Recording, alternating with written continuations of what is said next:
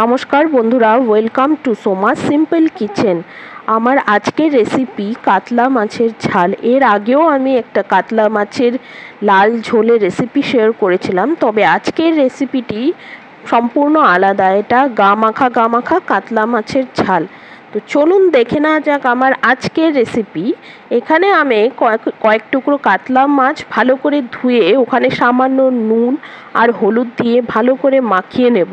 কথায় আছে না, মাছে ভাতে বাঙালি, তাই রোববারের দুপুরবেলা যদি এমন একটা মাছের প্রিপারেশন থাকে তাহলে খাওয়াটা বেশ ভালোই জমে যায়। কেমন বন্ধুরা? আমার আজকের রেসিপিটি যদি আপনাদের ভালো লেগে থাকে তাহলে প্লিজ লাইক, শেয়ার, কমেন্ট করবেন এবং নতুন বন্ধুরা চ্যানেলটিকে সাবস্ক্রাইব করে আমার পাশে থাকবেন।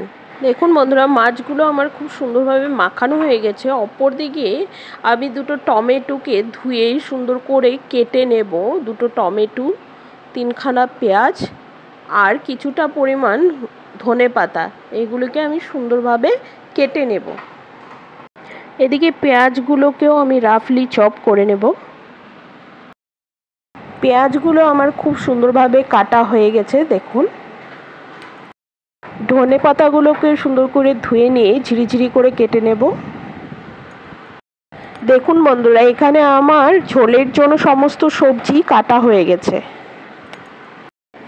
এখন আমি চলে যাব নেক্সট স্টেপের দিকে। এখানে আমি একটা ছোট মিক্সিং জার নিয়ে নিয়েছি। ওখানে আগে থেকে ধুয়ে রাখা শস্যগুলোকে আমি ভিজিয়ে রেখেছিলাম। তারপর মিক্সিং জারে দিয়ে সামান্য পরিমাণ নুন দিয়ে, দুটো কাঁচামরিচ আর অল্প জল দিয়ে সুন্দর করে একটা মিহি পেস্ট বানিয়ে নেব।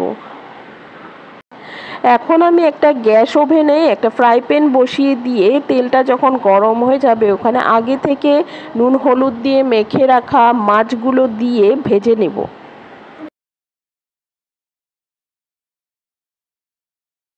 মাছগুলোকে খুব সুন্দরভাবে ভেজে নিতে হবে, কারণ বড় কাতলা মাছগুলোর এক সাইড আমার ভাজা হয়ে গেছে। তারপর মাছগুলো উল্টো দিব যাতে অপর সাইডগুলো ভাজা হয়ে যায় সুন্দরভাবে। আমি একে একে সব মাছগুলোকে খুব সুন্দরভাবে ভেজে তুলে নিচ্ছি বন্ধুরা। তারপর সেই মাছ ভাজার ফ্রাই প্যানেই আমি আরও সামান্য পরিমাণ তেল দিয়ে, তেলটা যখন গরম হয়ে যাবে তখন সেখানে সামান্য পরিমাণ কালো জিরে ফোড়ন দিয়ে আগে থেকে কুচি করে কেটে রাখা পেঁয়াজগুলো দিয়ে একটু নাড়াচাড়া করে নেব।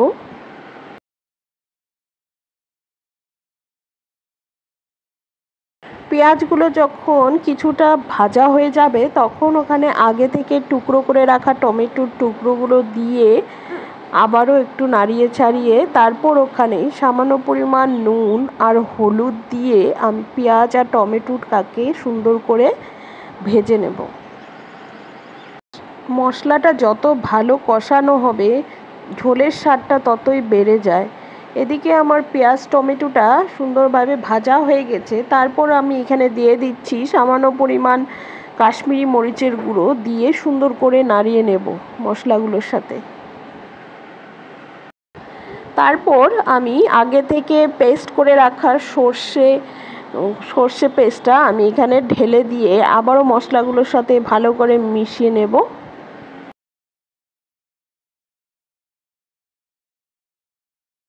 মশলাগুলো খুব সুন্দরভাবে নাড়াতে থাকতে হবে, কারণ নিচে লেগে না যায় যাতে, সেদিকটা আমাদের খেয়াল রাখতে হবে। এদিকে মশলাগুলো আমার ভাজা ভাজা হয়ে গেছে। তারপর মিক্সিং জারে সামান্য পরিমাণ জল দিয়ে জারটা ধুয়ে আমি এই মশলাতে দিয়ে আবারও সুন্দর করে, দেখুন বন্ধুরা, ঝোলটা আমার ফুটছে। তো ঠিক সেই সময় আগে থেকে নুন হলুদ দিয়ে ভেজে রাখা মাছের পিসগুলো আমি এখানে দিয়ে ঝোলের সাথে মাছের সাথে খুব সুন্দরভাবে মিশিয়ে নেব।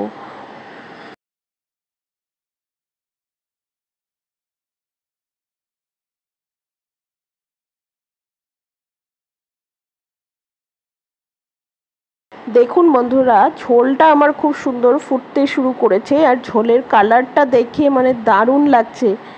কি বলবো, রোববারে দুপুরে যদি এমন একটা প্রিপারেশন হয় তাহলে আর কথা হবে না। দেখুন বন্ধুরা, ঝোলটা আমার সুন্দর ফুটে উঠেছে। তারপর এখানে আমি আগে থেকে ধুয়ে কেটে রাখা ধনেপাতাগুলোকে আমি উপর থেকে ছিটিয়ে দিয়েছি।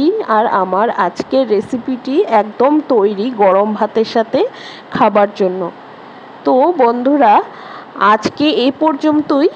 আবার হাজির হয়ে যাব অন্য কোনো নতুন রেসিপির সঙ্গে। ততক্ষণ আপনারা সবাই ভালো থাকবেন, সুস্থ থাকবেন।